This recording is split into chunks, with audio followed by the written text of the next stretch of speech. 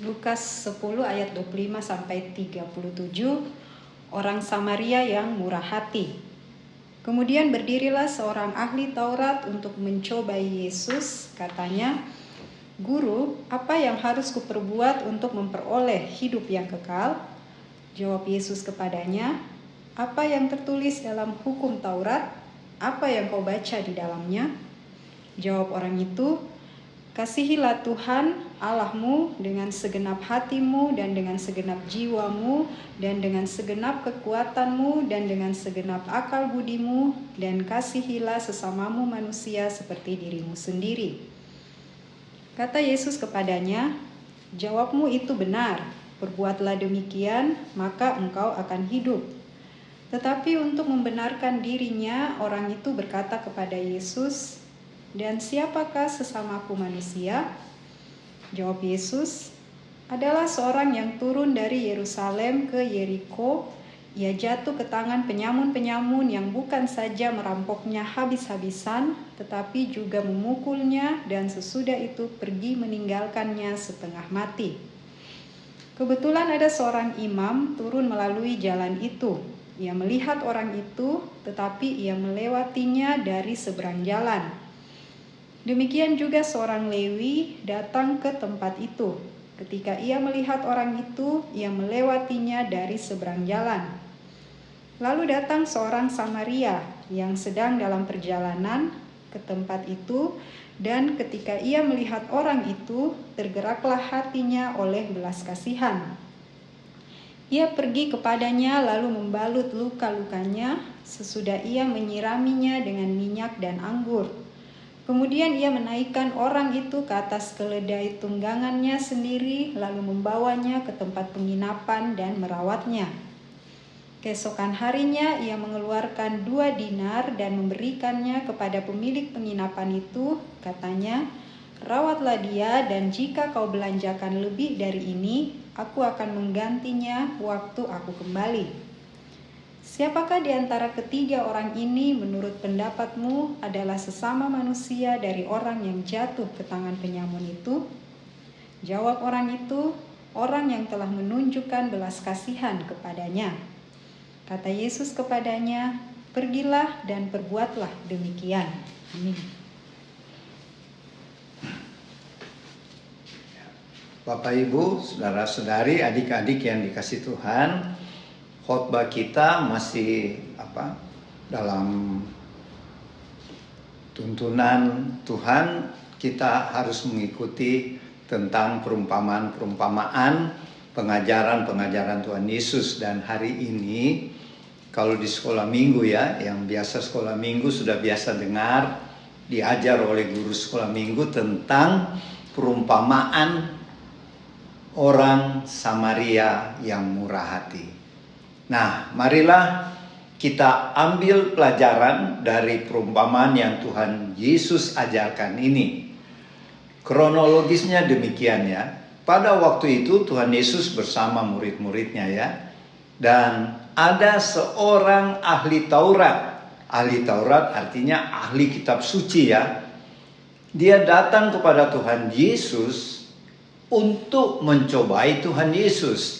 Jadi motivasinya tidak baik Ahli Taurat ini motivasinya mau mencobai Tuhan Dan dia tanya sama Tuhan Yesus, "Apakah yang harus saya buat untuk memperoleh hidup yang kekal?" Atau bahasa lainnya, apakah yang harus saya buat, Rabi itu guru atau Abuna, supaya saya selamat? Itu bahasa lainnya supaya dapat hidup yang kekal. Dan Tuhan Yesus tidak langsung jawab. Dia cuma tanya, "Karena Anda ahli Taurat, apa yang tertulis di kitab Taurat?" Jawabnya yaitu, "Hendaklah mengasihi Allah dengan segenap hati, segenap jiwa, segenap akal budi, dan kasihilah sesamamu manusia seperti dirimu sendiri." Nah, Tuhan Yesus bilang, lakukan itu supaya kamu hidup. Karena itu perintah Tuhan Tetapi orang ini untuk dia mau membenarkan diri ya. Kalau di Alkitab tertulis dia mau membenarkan diri, artinya dia mau cari-cari alasan lah. Dia katakan, siapa itu sesamaku? Kan tadi dia sendiri yang jawab, kasihilah sesama manusia seperti dirimu sendiri. Sekarang dia balik tanya lagi Tuhan Yesus, siapakah itu sesamaku? Tuhan Yesus tidak langsung jawab, tetapi Tuhan Yesus menceritakan perumpamaan yang judulnya di Alkitab tertulis orang Samaria yang murah hati. Nah, Tuhan Yesus cerita demikian ya. Pada waktu itu ada seorang, jelas orang ini orang Yahudi ya, dia sedang berjalan dari mana? Dari Yerusalem, dari kota Yerusalem. Mungkin dia habis ibadah ya di kota Yerusalem, dan dia mau ke Yeriko, yaitu tentu dia punya tempat tinggal sana ya. Tetapi di tengah jalan, di tempat yang sunyi, dia dirampok, dia dipukuli sampai dia, kalau ditulis di firman tadi, dalam keadaan setengah mati, sampai sekarat ya. Dan semua barang-barang yang dia bawa dirampok ya, oleh perampok-perampok atau penyamun-penyamun ya. Karena jalan itu memang strategis ya, kelihatannya sunyi dan berkelok-kelok. Jadi kalau terjadi perampokan tidak ada yang tahu. Dan kemudian si orang yang dirampok ini dalam keadaan setengah mati ya, sudah penuh dengan luka-luka dan sudah sekarat. Kalau terlambat ditolong bisa mati ya. Tidak lama kemudian lewatlah seorang imam ya. Entah ini imam, tidak jelas dikatakan dia dari Yeriko ke Yerusalem atau Yerusalem ke Yeriko, tetapi yang penting dia lewat di tempat kejadian itu. Tapi waktu dia lihat si korban yang dirampok itu, dia cuma lihat sebentar dan dia menjauh. Dia tidak mau menolong. Kemungkinan pikirannya demikian ya. Seorang imam, dia akan bertugas di Bait Allah ya. Dan seorang imam itu, kalau di kitab Keluaran dan Ulangan di Perjanjian Lama, ada hukum Taurat mengatakan seorang imam itu tidak boleh pegang mayat. Kalau dia pegang mayat, dia akan menjadi najis. Jadi bayangkan ya, kalau dia najis, dia pulang ke rumah ketemu istri anak-anaknya dan istrinya bisa najis juga. Jadi mungkin itu ya. Atau juga mungkin dia cepat-cepat lewat karena dia tahu di sini bahaya. Jangan-jangan juga dia dirampok ya. Bisa-bisa nasibnya sama dengan si korban. Jadi bukannya dia menolong si korban yang dirampok, dia berjalan terus ya. Kemudian tidak lama kemudian lewat seorang Lewi. Siapa itu orang Lewi? Orang Lewi itu juga termasuk keluarga imam ya.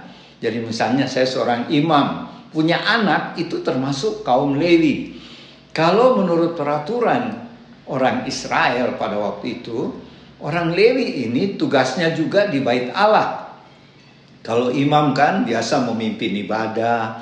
Kalau di zaman sekarang kita bawa pastor atau pendeta lah. Kalau imam, kalau orang Lewi bisa saja dia sebagai asir di gereja, dia sebagai kolektan, bisa saja dia sebagai pemain musik atau pokoknya yang bertugas. Itulah orang Lewi kalau di zaman Tuhan Yesus ya, atau di Perjanjian Lama juga. Jadi orang Lewi juga ini tidak boleh bersentuhan dengan mayat ya. Kan orang itu tidak tahu ya apakah sudah mati atau belum. Jangan-jangan persis dia mau tolong mati, najis juga ini orang Lewi. Jadi keadaan orang Lewi itu mirip dengan imam ya. Mungkin dia juga berpikir lebih baik saya cepat-cepat lewat, karena mungkin orang itu sudah mati, percuma juga saya tolong. Dan kedua mungkin juga bisa saya dirampok. Jadi baik imam tadi dan orang Lewi ini adalah termasuk rohaniawan ya. Orang yang bertugas di Bait Allah ya. Hamba-hamba Tuhan. Tetapi mereka tidak tergerak untuk menolong korban. Dan kemudian ini tokoh yang berikutnya. Jadi di sini ada 4 tokoh ya. orang Yahudi yang jadi korban perampokan, itu yang pertama ya. Yang kedua, tokoh seorang imam. Tokoh yang ketiga, seorang Lewi. Dan tokoh yang keempat dikatakan di sini seorang Samaria. Orang Samaria ini kalau menurut sejarah bermusuhan dengan orang Yahudi. Tidak saling berteman ya. Contohnya waktu Tuhan Yesus mau lewat daerah Samaria, orang-orang Samaria menghadang, tidak boleh. Karena Tuhan Yesus dengan murid-muridnya, mereka ketahui ini orang Yahudi, jadi mereka melarang. Jadi antara orang Yahudi dengan orang Samaria tidak ada kecocokannya. Kenapa? Karena orang Samaria ini sebenarnya orang Yahudi ya, tetapi sudah campur dengan bangsa-bangsa lain. Kalau kita lihat sejarahnya di Perjanjian Lama, itu ketika kerajaan Israel Utara ditaklukkan oleh bangsa Suria, dan kemudian ibu kotanya Samaria itu si raja yang menaklukkan ini datangkan bangsa-bangsa lain. Dan terjadilah kawin-mawin dengan orang Yahudi yang tinggal di Samaria, sehingga turunannya itu disebut orang Samaria ya. Buat orang Yahudi, mereka gelar itu orang Samaria itu tidak benar ya. Tidak murni lagi Yahudi, tapi terbalik ya. Kalau di Indonesia malah yang kita katakan Indo lah ya. Misalnya orang Indonesia kawin dengan orang Belanda, orang Indonesia kawin dengan orang Jerman. Lihat sekarang pemain-pemain timnas Garuda yang unggul sekarang adalah pemain-pemain keturunan Belanda ya, tetapi punya kakek atau ibu orang Indonesia. Kalau di Indonesia malah dibanggakan ya orang-orang Indo ini, Indo lah. Tapi kalau buat orang Yahudi tidak. Mereka menganggap orang Indo itu, orang Samaria itu terkutuk lah. Tidak murni seperti kami orang Yahudi.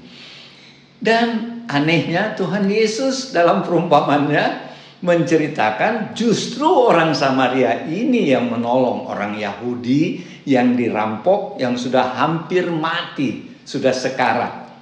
Ya, itu. Jadi Tuhan Yesus tanya sekarang, siapakah sesama manusia kalau menurut perumpamaan yang saya cerita tadi? Orang ahli Taurat yang bertanya ini menjawab, orang yang menaruh belas kasihan. Harusnya kalau dia mau jawab orang Samaria ya, karena Tuhan Yesus jelas-jelas mengatakan orang Samaria yang lewat itu yang jatuh kasihan. Orang Samaria itu buat apa? Pertama-tama dia datangi korban yang dirampok, yang sudah mau mati itu, dia bersihkan dulu luka-lukanya, kan ada luka-lukanya. Pakai apa dia bersihkan? Pakai anggur. Jadi orang Samaria ini ada bawa anggur ya, bawa minyak juga. Kemungkinan itu minyak zaitun ya. Dia bersihkan dulu luka-luka yang akibat perampok tadi pukul, penyamun, sampai dia hampir mati. Dia bersihkan luka-lukanya. Luar biasa ya. Padahal kalau dipikir orang Samaria tahu kan, si orang Samaria bahwa ini orang Yahudi. Sebenarnya musuh bebuyutan saya. Tapi dia mau tolong. Dia bersihkan luka-lukanya dengan anggur, kemudian dia ambil minyak urapan, minyak zaitun untuk menyembuhkan. Karena minyak zaitun terbukti untuk menyembuhkan luka-luka juga ya, menyembuhkan sakit.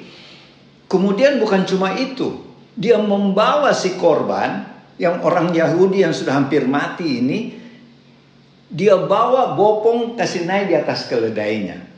Waktu itu keledai ya, kalau sekarang mungkin mobil. Jadi misalnya orang Samaria itu menaikkan si korban ke atas mobilnya. Itu luar biasa ya. Kita bayangkan saja bahwa si korban ini banyak luka-luka, berdarah-darah. Terus dibawa ke mobil. Kalau misalnya kita punya mobil, pasti itu mobil penuh dengan darah ya, kotor. Tapi zaman itu bukan mobil ya, keledai. Dia bawa ke keledainya, naikkan ke keledainya, baru dia apa? Jalan kaki. Kan tidak bisa naik bersama-sama di keledai. Dia tuntun keledainya sampai di penginapan. Di penginapan lagi, dia bermalam, dia rawat lagi tuh si pasien ya, si orang Yahudi yang luka parah itu. Dan besok paginya dia lihat, oh masih hidup. Masih hidup itu yang dirampok ya, dan dia kasih tahu sama bagian pengurus penginapan atau yang bekerja di penginapan, ini uang 2 dinar. Tolong rawat ini orang ya yang sudah mulai sembuh ya. Dan kalau berapapun pengeluaranmu, saya kembali ke sini, saya ganti. Hebat ya orang Samaria ini. Kalau orang Samaria pikir, kalau saya ganti, belum tentu ini korban ini ganti kembali uangku. Kalau kita pakai logika ya. Ya, jadi betul-betul orang Samaria ini sangat baik ya. Dia mau berkorban, dia mau lawan, dia punya hati sendiri. Wah, yang dia tolong ini orang Yahudi yang sebenarnya musuhnya ya.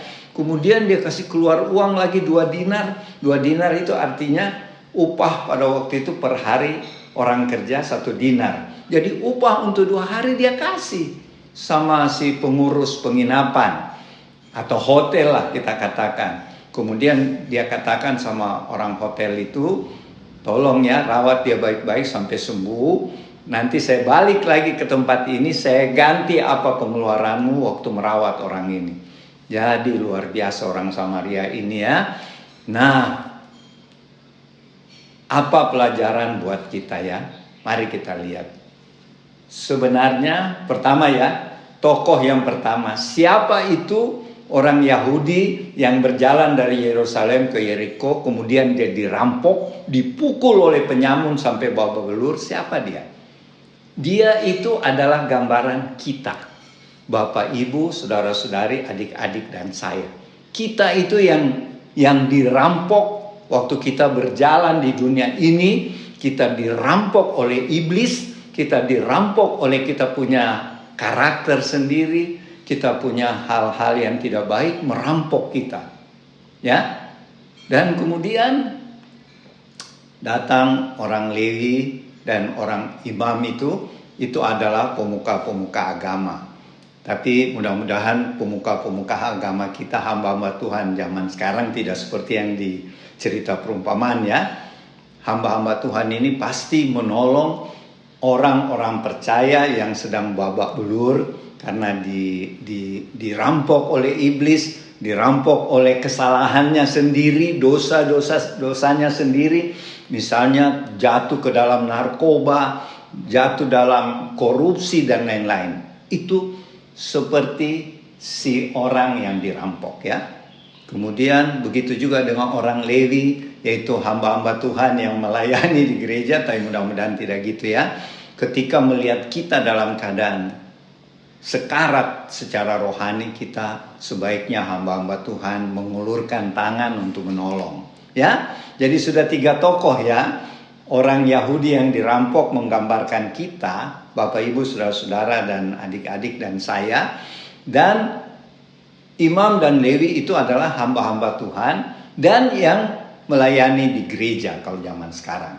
Dan sekarang siapa itu orang Samaria? Orang Samaria itu adalah gambaran siapa? Tuhan Yesus sendiri. Tuhan Yesus itu dia jalan dari Yerusalem ke Yeriko juga. Ketemu ini kita yang sudah babak belur ya. Yerusalem itu menggambarkan kota suci ya. Kalau Yeriko itu kota terkutuk. Yosua pernah bilang, siapa yang membangun kota ini, anaknya yang sulung akan mati. Itu Yosua sambil, makanya kota Yeriko disebut kota terkutuk ya. Sebaliknya dengan Yerusalem. Yerusalem itu kota damai sejahtera, kota keselamatan ya. Tuhan Yesus ibarat dari Yerusalem, dari surga turun ke dunia ini untuk menolong kita yang sudah babak belur karena dosa, karena serangan iblis, karena persoalan-persoalan yang tidak bisa kita selesaikan. Tuhan Yesus datang menolong kita. Bukan cuma menolong, Tuhan juga yang merawat luka-luka kita. Jadi kalau kita menghadapi luka fisik atau sakit fisik, Tuhan pasti sembuhkan. Kalau kita menghadapi luka batin, Tuhan juga sembuhkan. Bahkan Tuhan merawat kita. Dan Tuhan berjanji, kalau satu saat Tuhan kembali, Tuhan akan menggantikan biaya-biaya yang dikeluarkan oleh pengurus hotel atau penginapan. Siapa itu pengurus hotel penginapan? Yaitu kita. Kita juga orang-orang percaya yang mau menolong saudara-saudara kita yang lagi menderita. Kita menampung dia di tempat tinggal kita dan kita merawat dia sesuai dengan pesan Tuhan Yesus. Dan ketika Tuhan Yesus datang, malah sebelum Tuhan pergi, Tuhan titip 2 dinar. Artinya ketika kita menolong sesama kita, Tuhan akan memberikan kita berkat-berkat juga ya. Untuk supaya kita bisa mengongkosi orang yang kita tolong. Dan ketika Tuhan datang yang kedua kali, Dia akan membayar semua pengorbanan kita pada waktu kita bersaksi, melayani Tuhan, melaksanakan amanat agung. Demikianlah perumpamaan orang Samaria yang murah hati yang bisa kita pelajari poin-poinnya, dan nanti Oma Palar yang akan lebih melengkapinya. Tuhan Yesus memberkati. Selamat siang Bapak Ibu, saudara-saudari, teman-teman di rumah. Kita jumpa lagi pada siang ini. Saya pembacaan firman hari ini adalah dari Lukas 10. Bagaimana kita membaca orang Samaria yang murah hati. Ya, kita sudah baca tadi bacaan yang mengenai perumpamaan. Saya melihat dari awal pembacaan sampai akhirnya, di mana Tuhan menggambarkan dirinya dan di mana Tuhan menyatakan ciptaannya. Di situ ada bisa kita lihat di situ pengertian manusia yang sebenarnya dan manusia yang sudah dipengaruhi oleh keadaan dunia. Pada waktu itu Tuhan berbicara, belum ada penyaliban.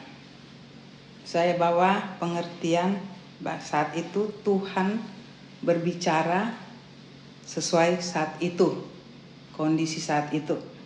Tuhan Yesus menerangkan kehidupan di dalam Tuhan dan di luar Tuhan. Apa yang kita baca, seorang ahli Taurat, ya, Taurat dan praktek kehidupannya yang Tuhan katakan di sini. Ahli Taurat berarti bagaimana mereka mendalami akan hubungan mereka dengan Tuhan. Dan di situ Tuhan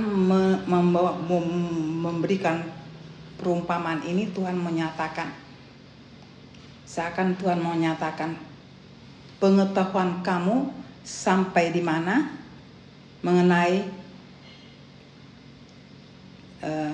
pertumbuhan rohani kamu di dalam seorang ahli Taurat memandang, ya, melihat mereka menyelidiki firman Tuhan yang kita katakan sekarang, yaitu mereka ahli di dalam rambu-rambu aturan-aturan Tuhan yang diberikan oleh mereka.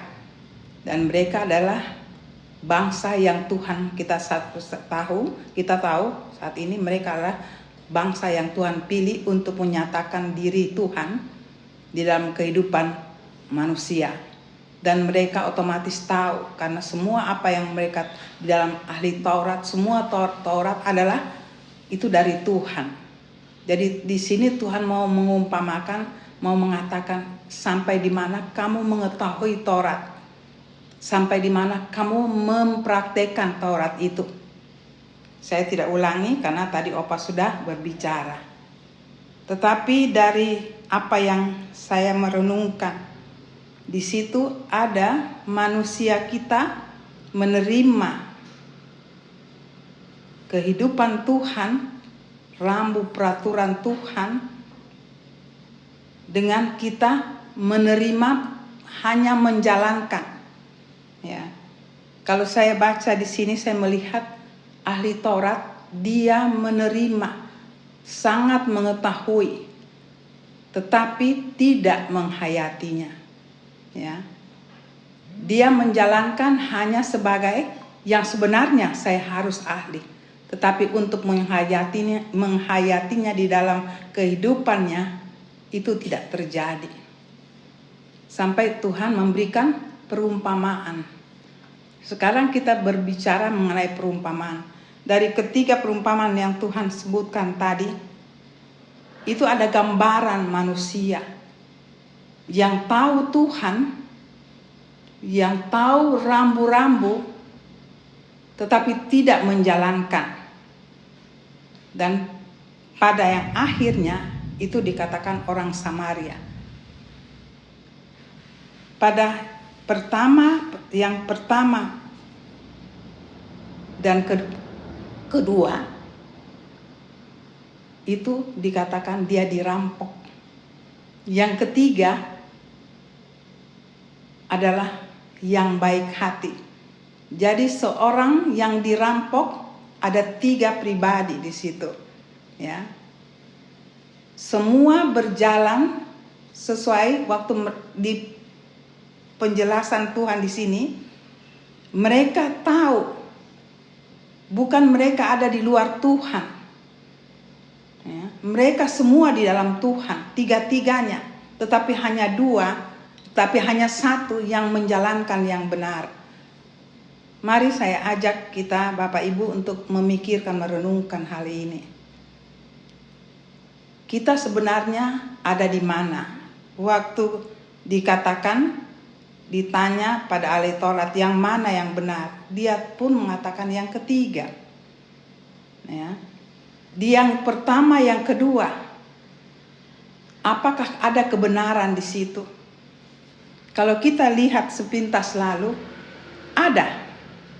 Tetapi mereka tidak menjalankan. Kita berbicara dulu yang pertama dan yang kedua.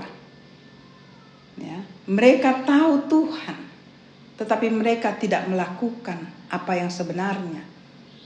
Mereka tahu mengenai Tuhan. Karena apa? Kehidupan dunia. Kalau saya renungkan di antara yang pertama dan kedua, itulah zaman kehidupan kita pada akhir zaman ini. Tidak mau melihat, tidak mau melihat dan tidak merasakan penderitaan orang. Jelas-jelas sudah di situ sudah dilihat penderitaan, ya, penderitaan, kehancuran dan segala macam. Saya tidak panjang di situ. Ada yang menghindar. Yang kedua juga menghindar. Itu karena apa? Mereka mementingkan diri. Ada banyak alasan, saya tidak kupas di situ. Saya percaya Bapak Ibu tahu ini. Tapi itulah kehidupan dunia sekarang. Karena perumpamaan ini saya bawa di kehidupan kita akhir zaman ini. Itulah yang paling banyak terjadi. Tidak mau menderita, tidak mau capek, tidak mau rugi. Ya, kita mengatakan itu. Kalau dikupas satu-satu banyak alasan. Tapi kita tahu di situ ada penderitaan. Itulah kehidupan manusia sekarang ini. Bagaimana dengan kita melihat itu? Apakah kita terbeban? Atau terbeban tapi aku tidak mau rugi dengan segala macam alasan? Bagaimana kalau kita merenungkan hal ini dengan kita andaikan kita ada terjadi di situ? Ya, kita sebagian daripada apa yang di perumpamaan tadi diceritakan. Kalau kita melihat ini, mudah untuk kita katakan tidak bisa, itu tidak boleh. Tetapi kenyataan kalau kita renungkan itu banyak terjadi. Saya katakan kemungkinan kita juga bisa. Apalagi kalau keadaan yang kita lihat dan kita dikejar atau satu keadaan yang kita harus selesaikan. Melihat pun, berbicara pun tidak. Waduh, kalau saya berhenti di sini, saya harus keluarkan uang. Kalau saya berhenti di sini, waktu. Saya tidak panjangkan di situ. Bapak, Ibu, mari kita renungkan. Banyak hal yang bisa terjadi di dalam kehidupan kita, hal-hal demikian. Walaupun kita tahu Tuhan, kita tidak usah berbicara di luar Tuhan. Mari kita hayati. Kemungkinan kita juga ada di dalam. Saya renungkan dalam-dalam. Dan banyak prakteknya, karena di situ ada kita sebagai anak Tuhan. Banyak penyangkalan diri. Kalau saya berbicara di situ sangat dalam, Bapak Ibu. Yang saya mau katakan, walaupun kita ada di bagian ini, tetap warna Tuhan harus ada. Yang paling saya mau sarankan, jangan kita merasa kita rugi, kita terhambat, karena kita anak Tuhan. Ya, perlu mempraktekkan. Praktek yang paling sering terjadi. Kalau saya lakukan ini, saya tidak ada waktu. Kalau saya lakukan ini, pasti yang keluar adalah uang. Dua itu. Kalau saya lakukan ini, apakah saya dipuji orang? Di dalam kegiatan ini, Bapak Ibu, yang kita hadapi seperti dua perumpamaan ini, itu perlu penyangkalan diri. Tapi saya ajak Bapak Ibu, waktu kita menghadapi ini, pakai Tuhan. Walaupun mungkin kita harus buang waktu di situ. Aduh, aku sudah terlambat. Tuhan bekerja di situ. Tuhan tolong aku. Ada yang menderita di sana. Kalau aku pergi, mungkin terlambat. Tapi terlambatnya ini yang penting. Aku menyelamatkan orang, manusia, sesamaku Tuhan. Di sana memerlukan aku, tapi aku liwat keadaan itu. Saya mau katakan Bapak Ibu, kehidupan kita khususnya anak Tuhan tidak ada kebetulan. Semua satu tapak Tuhan antar kita. Walaupun tapak yang kita jalani itu ada masalah, tetap Tuhan ada di situ. Saya ajak Bapak Ibu, saudara-saudari di rumah, kita harus radikal. Kalau kita radikal, kita harus tahu Tuhan. Tahu, saya selalu sarankan, tahu pribadinya. Ya. Keintiman dengan dia. Kita punya warna akan beda. Waktu kita menghadapi itu juga warna Tuhan yang keluar. Tuhan, saya menolong orang ini. Dia memerlukan aku. Walaupun saya harus ditunggu di suatu tempat yang memang di suatu tempat atau pekerjaan atau apa, saya tidak tahu. Saya juga diperlukan di sana. Tapi orang yang saya liwat ini menderita. Di sini pun kita sudah ditantang. Mana yang penting? Saya berbicara untuk keadaan zaman ini, Bapak Ibu. Zaman ini sangat rawan hal ini. Ya. Kasih Tuhan sudah mulai dingin di akhir zaman. Kalau Tuhan mengatakan begitu, kita posisi Tuhan itu di mana kita letakkan kasih itu. Kita tertantang dengan keadaan ini. Tetap saya ajak Bapak Ibu, mujizat Tuhan berlaku pada kita. Asal kita mendahulukan Tuhan. Waktu Bapak Ibu menolong, membantu, ya, itu sudah kasih Tuhan yang menimbul dalam hati kita. Waktu kita mau melakukan kasih itu, tidak ada alasan. Di situ juga biasa Tuhan menguji. Mana yang kau pentingkan? Tuhan katakan, mau melihat aku? Orang yang menderita, orang yang telanjang, kamu bantu. Itulah kamu melayani aku. Di situ berlaku firman Tuhan. Maka apa yang Tuhan inginkan itu ada kalau kita lakukan. Tuhan menyenangkan hati Tuhan. Tetapi di perumpamaan pertama kedua tidak dilakukan. Yang saya katakan isinya demikian. Ada yang menghina dan segala, dan saya tidak panjang di situ. Bapak Ibu bisa baca. Saya ajak jangan kita begitu, Bapak Ibu.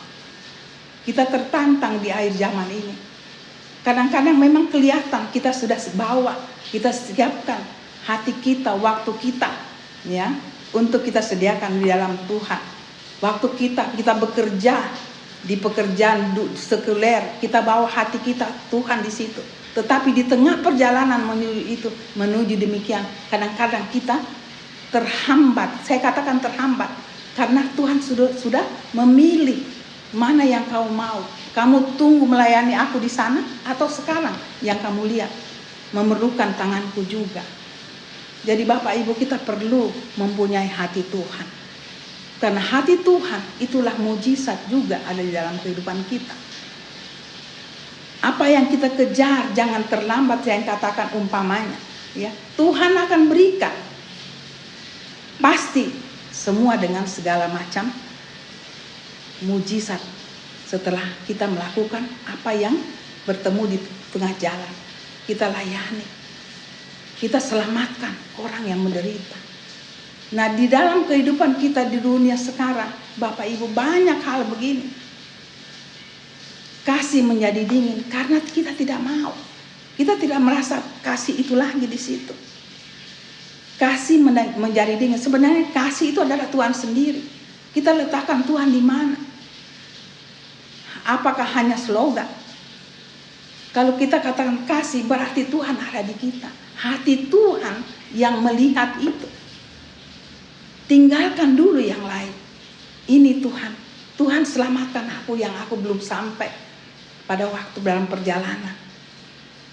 Saya punya pengalaman Bapak Ibu. Setelah hal-hal begini, saya tidak kupas di sini. Tetapi waktu kita jalankan, mujizat besar terjadi Bapak Ibu. Mungkin saat itu kita tidak rasakan. Tetapi sudah satu poin di hadapan Tuhan. Kamu melakukan apa yang menyenangkan hati. Orang itu sudah terkapar. Ya. Mari kita renungkan bersama-sama. Apakah hal demikian ada juga di dalam kehidupan kita akhir zaman ini? Kalau memang ada, mari kita rubah cara pandang kita. Kasih yang Tuhan katakan di akhir zaman kasih menjadi dingin. Kita yang bangkitkan tidak dingin, malah panas. Kita contoh kehidupan kita, pribadi kita di dalam dunia yang tidak mengenal kasih. Bahkan bukan dingin, tidak mengenal pun. Kalau tidak mengenal, kita yang memperkenalkan, kita akan, oh siapa itu? Oh anak Tuhan. Apakah Tuhan tidak disenangkan Bapak Ibu? Ini kecil, saya berbicara sangat kecil. Tetapi itu yang selalu kita hadapi. Yang besar-besar kadang-kadang yang memang ada. Tetapi yang kecil ini kadang-kadang tidak terjangkau oleh pikiran kita. Malah kita sering tertantang. Tunggu dulu, saya perlu ini. Padahal orang ini sudah menggelapar. Saya tidak ulangi lagi. Bapak Ibu saya mengerti akan hal ini. Nah sekarang kita bicara yang ketiga. Orang Samaria yang baik hati. Di sini juga adalah benar-benar hati Tuhan. Dia tinggalkan, dia layani, bahkan apa yang dia punya secara dunia. Dia bekerja, dia tidak berpikir untung rugi. Dia keluarkan, saya tidak ulangi bacaan itu. Bapak Ibu renungkan. Dia mau, dia tidak rencana. Kalau kita lihat, tentu dia punya uang.